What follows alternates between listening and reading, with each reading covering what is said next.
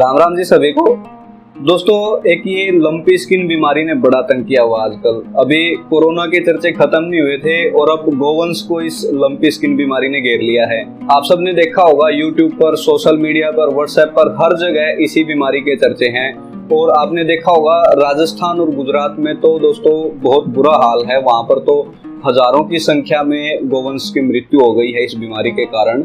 हालांकि mortality ratio इस बीमारी में बहुत कम है और अब जो है हरियाणा, पंजाब और उत्तर भारत के और बहुत से राज्यों में ये बीमारी धीरे धीरे जो है अपना प्रकोप फैलाती जा रही है। दोस्तों, बहुत सारे लोग जब भी मेरे से इस बीमारी के बारे में जिक्र करते हैं तो हमेशा ज्यादातर लोगों का एक ही सवाल होता है कि जी इस बीमारी से बचा कैसे जाए, अपने पशुओं को इस बीमारी से बचा कर कैसे रखें। क्योंकि बहुत सारे लोगों ने YouTube पर वीडियो बनाकर डाली भी हुई हैं बीमारी के बारे में, बहुत अच्छी अच्छी वीडियो लोगों ने बनाई हैं। लेकिन ज्यादातर वीडियोस में मैंने देखा है कि उन्होंने सिर्फ इलाज पे ज्यादा फोकस किया है, बचाव के उपायों पर किसी भी वीडियो में ज्यादा चर्चा नहीं किया गया है। सिर्फ इलाज पर सभी लोगों का फोकस है, बचाव पर बहुत कम फोकस है। जबकि मेरा मानना यह है कि बचाव इलाज से हमेशा बेहतर होता है। दोस्तों, तो आज की वीडियो में दोस्तों इसी विषय पर चर्चा करेंगे कि अपने गोवंश को इस बीमारी से कैसे बचा करके रखना है, वो क्या उपाय हम कर सकते हैं जिनसे ये बीमारी हमारे गोवंश के नजदीक ना आए और हम अपने गोवंश को इस बीमारी से बचा करके रख सकें। लेकिन उससे पहले दोस्तों थोड़ा सा मैं बीमारी के लक्षणों के बारे में डिस्क्राइब करना चाहूंगा और बीमारी के फैलने के कारणों के बारे में भी हम चर्चा करेंगे। क्योंकि जब हमें किसी भी बीमारी के फैलने के कारणों का अगर हमें पता होगा तो उन कारणों के हिसाब से ही हम बीमारी के जो है रोकथाम और बचाव के उपाय कर सकते हैं दोस्तों। और लास्ट में दोस्तों कुछ इलाज के भी नुस्खे आपको बताऊंगा जो आयुर्वेदिक नुस्खे इस बीमारी के इलाज में हम उपयोग कर सकते हैं। तो दोस्तों सबसे पहले लक्षणों के बारे में थोड़ा सा चर्चा करेंगे। वो क्या लक्षण हैं जिनसे आप पहचान सकते हैं कि आपका पशु लंपी स्किन बीमारी की चपेट में आ गया है। तो इसमें दोस्तों कुछ लक्षण तो जो है आपको बाहरी रूप से आराम से दिखाई दे जाएंगे, जैसे पशु की त्वचा पर जो है गांठें हो जाएंगी, फफोले से बन जाएंगे और पशु के जो है नाक से, मुंह से या आंख से पानी आना शुरू हो जाएगा। पशु को भूख लगनी कम हो जाएगी, खाना पीना कम कर देगा और भूख लगनी कम होगी, खाना पीना कम करेगा तो जाहिर सी बात है वो दूध देना भी कम कर देगा। और इस बीमारी में दोस्तों पशु को बहुत ज्यादा तेज बुखार हो जाएगा जो कि लगभग 104 डिग्री फ़ारेनहाइट से 105 डिग्री फ़ारेनहाइट तक हो सकता है दोस्तों। और इस बीमारी में दोस्तों पशु को बहुत ज्यादा तेज बुखार हो जाता है जो कि लगभग 104 डिग्री फ़ारेनहाइट से 105 डिग्री फ़ारेनहाइट तक हो सकता है दोस्तों। और इसके अलावा लिम्फ नोड की स्वेलिंग हो जाएगी, लिम्फ नोड में सोजिश हो जाएगी और जो है पैरों की सोजिश आपको देखने को मिल सकती है। और अगले पैरों के बीच में गर्दन के नीचे वाला जो हिस्सा होता है जिसको ब्रिस्केट बोलते हैं, जो ये पैरों के बीच में जो उभरा हुआ हिस्सा होता है इसको ब्रिस्केट बोलते हैं, इस ब्रिस्केट की सोजिश देखने को मिल सकती है दोस्तों। और इसके अलावा आखिर में जाके जो है जो ये गांठें जो फफोले शरीर पर बने होते हैं, इन गांठों में रेशा बन जाता है और अगर समय पर पशु को इलाज नहीं मिल पाता है तो ये गांठें फूटकर इनसे रेशा निकलने लगता है और वहां पर जख्म बन जाते हैं। उन जख्म में कई बार अगर समय से इलाज नहीं हो पाता है तो उन जख्मों में कीड़े भी पड़ जाते हैं दोस्तों। तो अब उन कारणों के बारे में थोड़ा सा आपको बताना चाहूंगा दोस्तों, जिन कारणों से ये बीमारी एक पशु से दूसरे पशु में फैल सकती है। क्योंकि ये एक बहुत तेजी से एक पशु से दूसरे पशु में फैलने वाला एक संक्रामक रोग है दोस्तों। तो इसके बारे में थोड़ा सा जान लेते हैं। जैसा कि दोस्तों आप सभी को पता है कि अभी बरसात का मौसम चल रहा है और बरसात के मौसम में आजकल मक्खी मच्छर ज्यादा हो जाते हैं। तो एक तो सबसे बड़ा कारण यही है इस बीमारी के फैलने का कि जो मक्खी मच्छर होते हैं उनके कारण ये रोग फैल जाता है। क्योंकि अगर किसी मक्खी मच्छर ने किसी इन्फेक्टेड पशु को काट लिया जिसको ये बीमारी हो रखी है पहले से, उस पशु को मक्खी मच्छर ने काट लिया, वहां से वो उस वायरस को लेके चलता है और फिर दूसरा कोई स्वस्थ पशु है जिसको जाके उसी मक्खी मच्छर ने काट लिया तो वो उस स्वस्थ पशु को जो है जाके वहां इन्फेक्टेड कर देता है। कुछ जो है गायों में जो ये कलील और चीचड़ी वगैरह लग जाते हैं जिनको टिक्स बोलते हैं, इनके कारण भी दोस्तों ये रोग बड़ी तेजी से फैलता है। टिक्स ने एक इन्फेक्टेड पशु को काट लिया और फिर वो जाके स्वस्थ पशु को काट लेता है तो वो भी इस रोग को फैलाने का काम करता है दोस्तों। इसके अलावा दोस्तों दूषित चारा या दूषित पानी पीने से, यानी कि अगर किसी इन्फेक्टेड पशु ने जो चारा खाया है, पानी पिया है, उसका जूठा अगर वो चारा या पानी कोई स्वस्थ पशु पी लेता है तो उसमें दोस्तों ये बीमारी फैलने के चांस रहते हैं। और दोस्तों बछड़ा अगर इन्फेक्टेड गाय का दूध पी रहा है तो उस बीमार गाय का दूध पीने से बछड़े में भी दोस्तों ये बीमारी फैल सकती है, तो इस बात का भी ध्यान रखें। और इन्फेक्टेड इक्विपमेंट से भी दोस्तों ये बीमारी फैल सकती है, यानी कि अगर जो है किसी पशु को हमने कोई दवा लगाई है, कोई इंजेक्शन यूज किया है और वो सेम नीडल हमने किसी स्वस्थ पशु में यूज कर ली, तो उससे भी दोस्तों ये बीमारी एक पशु से दूसरे पशु में फैल सकती है। लेकिन दोस्तों पशु से इंसान में इस बीमारी के फैलने के ज्यादा चांस नहीं है।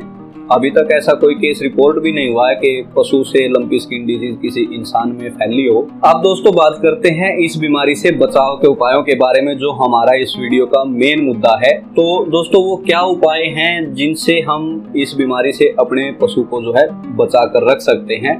तो उसमें सबसे पहला दोस्तों काम आपने क्या करना है कि आपने अपने पशु को जो हम चारा खिलाते हैं और जो फीड खिलाते हैं उसमें आपने ध्यान रखना है दोस्तों, क्योंकि आप सभी को पता है कि बरसात का मौसम है और इस मौसम में जो है वातावरण में नमी रहती है और उस नमी के कारण दोस्तों जो फीड हम स्टॉक करके रखते हैं पशु को खिलाने के लिए, उसमें दोस्तों फंगस लग सकती है। और जो पशु की जो खोर होती है जहाँ पर हम पशु को चारा डालते हैं, उस खोर में भी अगर हम टाइम टू टाइम अगर सफाई नहीं रखेंगे तो वहां पर भी जो है उन दरारों में और उन खोर के जो छिद्र होते हैं उनमें फंगस लग सकती है दोस्तों। और उस फंगस के कारण वो फंगस वाला खाना जब पशु खाएगा तो उसके कारण दोस्तों बीमारी पशु में फैल सकती है। तो इस बात का दोस्तों आपने विशेष तौर पर ध्यान रखना है कि जो चारा हम पशु को जो खिलाते हैं, जहां पर जिस खोर में हम पशु को चारा डालते हैं वो खोर हमेशा साफ रखनी चाहिए। और जिस टैंक में, जिस ड्रम में हम पशु का जो है फीड स्टॉक करके रखते हैं, वो टैंक या वो ड्रम ऐसी खुश्क जगह पर, ऐसे ड्राई जगह पर रखा होना चाहिए जहाँ पे वो नमी के कारण वो फीड खराब ना हो, उसमें फंगस ना लगे। इसके अलावा दोस्तों जैसा मैंने आपको बताया कि मक्खी, मच्छर और टिक्स के काटने से ये बीमारी बड़ी तेजी से फैलती है। तो इस चीज का दोस्तों आपने इस बात का विशेष तौर पर ध्यान रखना है कि मक्खी, मच्छर और टिक्स से जो है अपने पशु को बचा करके रखना है। मक्खी मच्छर से बचाने के लिए आप मच्छरदानी का इस्तेमाल कर सकते हैं और कोशिश करें कि नीम के पत्तों का धुआं अगर आप कर सकें अपने पशु के बाड़े में, तो वो बहुत अच्छा उपाय है दोस्तों मक्खी मच्छर से बचने का। और बल्कि मैं तो यहाँ तक कहूँगा कि नीम का धुआं जो है वो वायरस को भी खत्म करने में काफी हद तक सक्षम है दोस्तों। आप भी मेरे ख्याल से इस बात को मानते होंगे। और टिक्स से बचाव के लिए दोस्तों कुछ दवाएं नहलाने वाली भी आती हैं, कुछ रीढ़ की हड्डी पर टपकाने वाली आती हैं, पोरोन की कुछ दवाएं, परमेथ्रिन, डेल्टामेथ्रिन की कुछ दवाएं आती हैं, या फिर इंजेक्टेबल आप यूज कर सकते हैं, दवाई इंजेक्शन लगवा सकते हैं आयुर्मेक्टिन या फिर डोरामेक्टिन का। आयुर्मेक्टिन इंजेक्शन के ऊपर मैंने वीडियो बना रखी है, किस पशु को कितनी मात्रा में आयुर्मेक्टिन लगाया जा सकता है और कैसे उसका इस्तेमाल करना है, उस पर मैंने डिटेल वीडियो एक बना रखी है। वो आप ऊपर आपको आई बटन में दिख जाएगा लिंक उसका, या फिर नीचे डिस्क्रिप्शन में भी आपको लिंक मिल जाएगा, वहां से आप जाकर के वो वीडियो देख सकते हैं दोस्तों। और इसके अलावा दोस्तों तीसरे नंबर पर जो उपाय आपने करना है वो ये कि आपने अपने पशु को उसके चारे में, उसके फीड में नियमित तौर पर कुछ ऐसी औषधियां उसको देनी है जो उसकी जो है रोग प्रतिरोधक क्षमता, उसकी इम्यूनिटी को बढ़ाने का काम करें दोस्तों। जैसे कि हल्दी है, गिलोय है, आंवला है, ये तीनों दोस्तों ऐसी चीजें हैं जो कि आंवला है जो विटामिन सी से भरपूर है, जो कि पशु की रोग प्रतिरोधक क्षमता को बढ़ाने में काफी कारगर है। गिलोय है और हल्दी है, ये दोनों चीजें भी दोस्तों काफी अच्छी रहती हैं इस मामले में। और ये हमने देखा भी, अब जैसे कोरोना के टाइम में हमने ये चीजें आजमाई भी हैं, गिलोय और हल्दी वगैरह को जो है हमने काफी इस्तेमाल किया है और उससे काफी हद तक बचाव भी रहा है दोस्तों। और दोस्तों मैं आपको बताना चाहूंगा कि कुछ बीमारियां ऐसी होती हैं कि जिनका सटीक कोई इलाज मेडिकल साइंस में नहीं होता, लेकिन कुदरत ने शरीर को कुछ ऐसी शक्तियां प्रदान करी होती हैं जिनको रोग प्रतिरोधक क्षमता कहते हैं। वो कुछ शक्तियां कुदरत ने खुद शरीर को ऐसी प्रदान करी हैं कि शरीर खुद उन बीमारियों से लड़ सकता है दोस्तों। हमने सिर्फ उन शक्तियों को जागृत करना है, उन शक्तियों को बढ़ाना है शरीर की। और वो शक्तियां बढ़ाने के लिए दोस्तों हल्दी, गिलोय और आंवला, ये आप एक संजीवनी औषधि इसको मान सकते हैं। ये बहुत बढ़िया दोस्तों कारगर उपाय है पशु की इम्यूनिटी को बढ़ाने का। और इसके अलावा दोस्तों चौथे नंबर पर जो आपने उपाय करना है, जो भी संक्रमित पशु है, जिस किसी पशु को अगर ये बीमारी आ गई है तो उस पशु को दोस्तों आपने घर से बाहर नहीं निकालना है, उस पशु को आपने क्वारंटाइन रखना है, अपने दूसरे स्वस्थ पशुओं से उसको बिल्कुल अलग रखना है। और इसका उदाहरण मैं आपको देना चाहूंगा चेचक रोग से। चेचक रोग जो इंसानों में हो जाता था, जिसको जो है बड़ी माता कह देते थे अपना देसी भाषा में, वो बीमारी दोस्तों एक ऐसी होती थी जिसमें जो है इंसान को सारे शरीर पर जो है चेचक फुंसियां सी हो जाती थी। तो उसमें दोस्तों हमने देखा है कि जो है बड़े बूढ़े हमेशा ये कहते थे कि भाई जब तक ये तेरी बीमारी ठीक नहीं होती, उसमें 10-15 दिन का टाइम लगता था, और जब तक तेरी ये बीमारी ठीक नहीं होती, जब तक तेरे को घर से बाहर नहीं जाना। तो उसका दोस्तों यही मतलब होता था कि तू घर से बाहर जाएगा, तू 2-4 आदमियों को और ये बीमारी दे के आएगा। लेकिन उस टाइम हम छोटे होते थे, बच्चे होते थे, तो हम ये समझते थे कि अगर हम घर से बाहर जाएंगे तो हमारी बीमारी ठीक नहीं होगी, हवा वगैरह लगने से बीमारी और ज़्यादा बढ़ेगी। लेकिन उसका कारण ये होता था कि अगर हम घर से बाहर जाएंगे तो 2-4 लोगों को हम और इन्फेक्टेड कर देंगे। वही सेम कारण यहाँ पर है दोस्तों। जो इन्फेक्टेड पशु है वो अगर बाहर जाएगा, किसी दूसरे पशु के संपर्क में आएगा, तो वो और ज़्यादा पशु को जो है संक्रमित करेगा। इसलिए जो भी संक्रमित पशु है जो इस बीमारी की चपेट में आ गया है, उसको आपने अलग रखना है, दूसरे पशुओं से बचा करके रखना है। बाहर उसको कहीं तालाब पर या फिर जो पानी वगैरह पिलाने के लिए या चरागाह में उसको बाहर कहीं लेके नहीं जाना है। और 5वें नंबर पर दोस्तों जो आपने उपाय करना है, जैसा मैंने आपको बताया कि अगर संक्रमित पशु का दूध अगर बछड़ा पी लेता है तो वो बछड़ा भी इस बीमारी से संक्रमित हो जाता है। तो वहां पर दोस्तों आपने कोशिश करनी है कि जो संक्रमित गाय का अगर आपने दूध बछड़े को पिलाना है तो डायरेक्ट बछड़े को नहीं लगाना है गाय के नीचे। वहां पर आपने गाय का दूध निकाल के और उसको उबाल के और तब उसको जो है ठंडा करके बछड़े को पिलाना है। और खुद भी आप उस दूध को जो है इस्तेमाल में ले सकते हैं। कई लोगों का ये भी सवाल रहता है कि जी लंपी स्किन बीमारी से जो पशु इन्फेक्टेड है उसका दूध हम पी सकते हैं या नहीं पी सकते हैं। तो वहां पर मैं सभी को यही राय देता हूं कि दूध आप पी सकते हैं, कोई दिक्कत नहीं है, लेकिन कच्चा दूध आपने नहीं पीना है उस पशु का। वहां पर आप दूध को उबाल करके और फिर उसको ठंडा करके आप पी सकते हैं, उसमें कोई दिक्कत नहीं। तो ये दोस्तों कुछ बचाव के उपाय हैं जिनको अगर आप ध्यान में रखेंगे तो आप अपने स्वस्थ पशुओं को जो है इस बीमारी की चपेट में आने से बचा करके रख सकते हैं। अब इसके बाद दोस्तों बात कर लेते हैं बीमारी के इलाज के बारे में। और इलाज के बारे में दोस्तों सबसे पहले मैं आपको कुछ आयुर्वेदिक नुस्खे आपको बताना चाहूंगा जो कि बहुत ही कारगर रिजल्ट देते हैं इस बीमारी में। सबसे पहले दोस्तों आपने सबसे पहला नुस्खा मैं आपको बताना चाहूंगा जो कि नेशनल डेयरी डेवलपमेंट बोर्ड द्वारा तैयार किया गया है। इसमें दोस्तों आपने पान के पत्ते लेने हैं 10 और काली मिर्च लेनी है 10 ग्राम और हल्दी लेनी है 10 ग्राम। ये तीनों चीजें दोस्तों आपने ग्राइंड करके इनको पीस के अच्छे से और इसको 200 ग्राम गुड़ में मिला लेना है। ये दोस्तों एक खुराक बनेगी और ये खुराक आपने बना के इसको 3 बार अपने पशु को खिलाना है। यानी कि ये जो मैंने आपको बताया ये एक टाइम की खुराक है। ऐसे आपने दिन में 3 बार बना के और 3 बार दोस्तों आपने अपने पशु को खिलाना है। ये दवा अगर आप अपने पशु को नियमित रूप से खिलाएंगे तो इसमें दोस्तों 5 से 6 दिन में आपको जो है आराम दिखना शुरू हो जाएगा। और टाइम लगेगा इसमें वैसे ठीक होने में। ये ऐसी बीमारी नहीं है कि जो 5-6 दिन में ही ठीक हो जाएगी। इसमें ठीक होने में कम से कम आपको 2 हफ्ते तक का समय लग सकता है, लेकिन 5 से 6 दिन में आपको जो है रिजल्ट दिखना शुरू हो जाएगा कि पशु को आराम आना शुरू हो गया है। और इसके अलावा दोस्तों अगर आपको ये चीज़ें अगर आसानी से अवेलेबल नहीं होते, क्योंकि पान के पत्ते हर जगह अवेलेबल नहीं होते मैं समझता हूँ, तो वहाँ पर दोस्तों आप ये अगर नहीं ले सकते तो पान के पत्ते की जगह आपने गिलोय लेनी है 50 ग्राम। और गिलोय में दोस्तों कोशिश करें जो गिलोय नीम के पेड़ के ऊपर लगी होती है वो अगर मिल जाए तो सबसे बेहतर है। तो वहाँ पर 50 ग्राम आपने गिलोय लेनी है पत्ते और तने के साथ, और 10 ग्राम आपने हल्दी लेनी है और 20 ग्राम आपने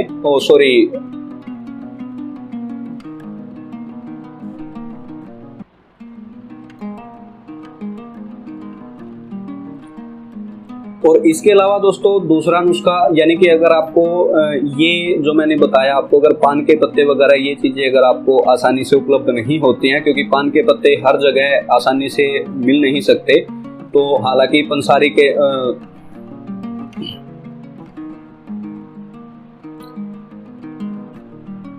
अब इसके अलावा दोस्तों दूसरा नुस्खा जो मैं आपको बताऊंगा, क्योंकि पान के पत्ते एक ऐसी चीज है जो हर जगह आसानी से नहीं उपलब्ध हो सकते। हालांकि पनवाड़ी के पास ये आसानी से मिल जाएंगे, लेकिन हर जगह पनवाड़ी मिल जाए ऐसा भी पॉसिबल नहीं है। तो जहां पर आप पान के पत्ते अगर नहीं आपको मिल सकते तो वहां पर इसकी जगह आप गिलोय ले सकते हैं। तो इसमें दोस्तों आपने क्या करना है, 50 ग्राम गिलोय लेनी है और कोशिश करना गिलोय अगर जो नीम के ऊपर जो चढ़ी हुई गिलोय होती है ना, जो नीम के पेड़ पे लगी होती है, वो गिलोय अगर मिल जाए तो सबसे बेहतर है। नहीं तो जो सिंपल अगर कहीं से भी आपको मिल जाए तो वो भी चल जाएगी। तो 50 ग्राम आपने गिलोय लेनी है पत्ते और तने के समेत, और 10 ग्राम आपने काली मिर्च लेनी है और 20 ग्राम आपने हल्दी लेनी है। और इन तीनों चीजों को कूट के ग्राइंड करके और इनको पानी में उबालना है दोस्तों। 2 गिलास आपने पानी लेना है और उसमें इन तीनों चीजों को उबाल के जब वो पानी आधा रह जाए, 1 गिलास रह जाए, तब उसको उतार के, तो गुनगुना जब वो रह जाए उसको छान करके वो पानी आपने पशु को पिलाना है। और जो वो छानस जो बचेगा वो अपने पशु के चारे में मिला करके और उसको खिला देना है। ये भी दोस्तों एक बहुत बढ़िया कारगर इलाज इस बीमारी का है। अब इसके अलावा दोस्तों अगर बात करें एलोपैथिक इलाज की, तो वहां पर दोस्तों मैं आपको राय देना चाहूंगा कि एलोपैथिक इलाज आप कोशिश करें कि खुद से ना करें, यूट्यूब से देख के ये इंजेक्शन लगा दो, वो इंजेक्शन लगा दो, क्योंकि इस बीमारी का दोस्तों कोई भी सटीक इलाज अभी तक नहीं है। बीमारी का इलाज जो है एलोपैथी में वो सिर्फ लक्षणों के आधार पर हो सकता है, सिम्टोमिक इलाज इस बीमारी का हो सकता है, और लक्षणों के आधार पर जो है डॉक्टर इस बीमारी का अगर इलाज करता है तो वो ज्यादा बेहतर रहता है। अब आप YouTube से देख के, YouTube पे कोई बता रहा है ये इंजेक्शन वो इंजेक्शन लगा दो और बीमारी के लक्षण कुछ और आ रहे हैं, तो वहां पर आप कोई दूसरा इंजेक्शन लगा दें तो वो दोस्तों गड़बड़ हो जाएगा। तो इसलिए कोशिश करें कि अगर एलोपैथिक इलाज लेने की अगर जरूरत पड़ जाती है, और एलोपैथिक इलाज की जरूरत पड़ेगी जब कंडीशन बहुत ज्यादा खराब हो जाएगी। अगर शुरुआत में ही आप जो ये मैंने आपको आयुर्वेदिक नुस्खे आपको जो बताए हैं, अगर शुरुआत में ही आप अपने पशु को देना शुरू कर देंगे तो एलोपैथिक ट्रीटमेंट की आपको जरूरत भी नहीं पड़ेगी। लेकिन अगर कंडीशन बहुत ज़्यादा खराब हो गई है तो वहाँ पर एलोपैथिक ट्रीटमेंट का भी सहारा लेना पड़ सकता है, लेकिन उसकी कोशिश करें कि डॉक्टर के परामर्श से, अपने डॉक्टर की देखरेख में ही जो है ट्रीटमेंट करवाएं। हाँ, लेकिन कुछ इंजेक्शन हैं जो मैं आपको बता देता हूँ, आप लगा सकते हैं। जैसे कि लेमासोल 75 का एक इंजेक्शन होता है जिसमें लेवामिसोल हाइड्रोक्लोराइड साल्ट होता है, जो कि पशु की इम्यूनिटी बढ़ाने का काम करता है, पशु की प्रतिरोधक क्षमता को बढ़ाने का काम करता है। वो इंजेक्शन आप लगवा सकते हैं पशु को। इसके अलावा विटामिन सी का इंजेक्शन आप लगवा सकते हैं। विटामिन सी का भी इंजेक्शन बहुत बढ़िया रहता है, क्योंकि विटामिन सी जो है वो हीलिंग में भी बहुत बढ़िया कारगर रिजल्ट देता है, और जो है रोग प्रतिरोधक क्षमता यानी कि इम्यूनिटी बढ़ाने में भी काफी काम आता है विटामिन सी। इसके अलावा दोस्तों लक्षणों के आधार पर अगर कहीं सोजिश हो गई है तो वहां पर सोजिश के इंजेक्शन लग जाएंगे, जैसे कि फ्लूनिक्सिन मैग्लोमाइन के इंजेक्शन, ये मैग्लोडाइन या FM50 वगैरह ये आप यूज कर सकते हैं, फ्लुक्सीवेट वगैरह। या फिर अगर सोजिश के साथ अगर उस सोजिश में पानी भर गया है जिसको अडीमा बोलते हैं, अगर अडीमा हो गया है तो वहाँ पर आइसोफ्लूइड वगैरह के इंजेक्शन यूज किए जा सकते हैं। एंटीबायोटिक जो है सबसे बढ़िया अभी तक इसमें जो कारगर रिजल्ट मिले हैं वो बायरोसिन से मिले हैं, और उसके अलावा बेंथीपेन जो पेनिसिलिन लॉन्ग एक्टिव जो होता है उसके भी काफ़ी बढ़िया रिजल्ट इसमें देखने को मिले हैं। तो वो डॉक्टर के अपने विवेक के ऊपर है, वो उसकी अपनी चॉइस है, वो क्या दवाइयाँ प्रेफर करता है। तो उसके लिए दोस्तों आपने कोशिश करनी है कि अपने जो है डॉक्टर की सलाह से, उसके परामर्श के अनुसार ही आपने इलाज करवाना है। हाँ, लेकिन ये लेमासोल 75 और विटामिन सी ये आप इस्तेमाल कर सकते हैं, इसमें कोई दिक्कत नहीं है। इसके अलावा दोस्तों अगर जहाँ पर अगर ये गांठें फूटकर और रेशा निकल रहा है और जख्म हो गए हैं तो वहाँ पर टॉपिकल मैं आपको बता देता हूँ आपने कौन सी दवा यूज करनी है। इसमें ये एक डीमैग स्प्रे आता है इंटास कंपनी का, ये बहुत बढ़िया इसमें कारगर रिजल्ट देता है, क्योंकि अगर कीड़े भी पड़ जाते हैं जख्म में तो ये कीड़ों को भी खत्म करने की क्षमता रखता है ये स्प्रे। तो इसका आप इस्तेमाल कर सकते हैं टॉपिकल यूज में। तो ये दोस्तों कुछ जानकारियां हैं जिनका आपने विशेष तौर पर ध्यान रखना है कि किन कारणों से बीमारी फैलती है, क्या लक्षण आपको बीमारी के दिखाई दे तो आपको पहचान जाना है कि ये लंपी स्किन बीमारी है, और क्या वो उपाय हैं जिनसे आप अपने पशु को बचा कर रख सकते हैं इस बीमारी से, और क्या वो उपाय हैं जिनसे आप अपने पशु को बचा करके रख सकते हैं इस बीमारी से। और कुछ आयुर्वेदिक नुस्खे भी मैंने आपको बताए इस बीमारी के। तो ये सारी चीज़ों का दोस्तों आपने ध्यान रखना है। इसके अलावा दोस्तों कुछ बातें अगर रह गई हों तो वो आपने कमेंट करके पूछ लेनी है, उसमें कोई संकोच नहीं करना है, क्योंकि ये दोस्तों कुछ ऐसी चीज़ें होती हैं कि अगर सामने से अगर कोई बंदा पूछता है तो वहाँ पर कुछ बातें अंदर से और निकल के आती हैं, लेकिन खुद से अगर जब कोई चर्चा करता है तो वहाँ पर कुछ बातें जो है माइंड से स्किप कर जाती हैं, कुछ रह जाती हैं। तो अगर आपने इस बीमारी का सामना किया है, आपके पशु को इस बीमारी की चपेट में आने पे आपने कुछ और जो है एक्सपीरियंस लिया है और कुछ और चीज़ें जो आपके माइंड में हैं, आपके कुछ और डाउट्स हैं, अगर आप पूछना चाहते हैं तो वो आप दोस्तों कमेंट करके पूछ सकते हैं। कोशिश करेंगे अगर कमेंट में आपको आंसर मिल सके, या फिर अगर कुछ ऐसी बातें होंगी जो और एक्स्ट्रा अगर कुछ निकल के आती हैं तो एक और वीडियो इस पे जो है बना देंगे और वीडियो के माध्यम से आपको कुछ और ज़्यादा जानकारियाँ देने की कोशिश करेंगे। और इसके अलावा दोस्तों वीडियो को शेयर ज़रूर करते रहिएगा, ज़्यादा से ज़्यादा वीडियो को शेयर ज़रूर करें, क्योंकि आजकल इसकी जो है जानकारी हर इंसान को, हर पशुपालक को होनी बहुत ज़्यादा ज़रूरी है। और मैं चाहूँगा कि इसको जो है आप हर पशुपालक तक पहुँचाने की कोशिश करें, हर पशुपालक तक इस जानकारी को पहुँचाने में मेरी मदद करें। और दोस्तों वीडियो अगर जानकारी आपको अच्छी लगे तो वीडियो को लाइक ज़रूर करें, क्योंकि कोई भी एक्टिविटी आप वीडियो पर करते हैं तो उससे जो है यूट्यूब का एल्गोरिदम भी वीडियो को आगे पुश करने में, आगे शेयर करने में मदद करता है। तो लाइक करना ना भूलें, लाइक का बटन ज़रूर दबाएं। और अगर चैनल पर पहली बार आए हैं दोस्तों तो चैनल को सब्सक्राइब ज़रूर करें, क्योंकि पशुपालन संबंधी सभी प्रकार की जानकारियाँ हम चैनल पर हमेशा देते रहते हैं पशुपालकों को। टेक्निकल जानकारियाँ भी हम देते रहते हैं कि डेयरी लोन के बारे में कैसे प्रोसेस करनी होती है, इंश्योरेंस वगैरह के बारे में भी, मतलब पशुपालन से संबंधित जितनी भी जानकारियां हैं, बीमारियों से संबंधित हैं, लोन वगैरह से संबंधित हैं, इंश्योरेंस हैं, सभी प्रकार की जानकारियां हम इस चैनल पर उपलब्ध करवाते हैं पशुपालकों को।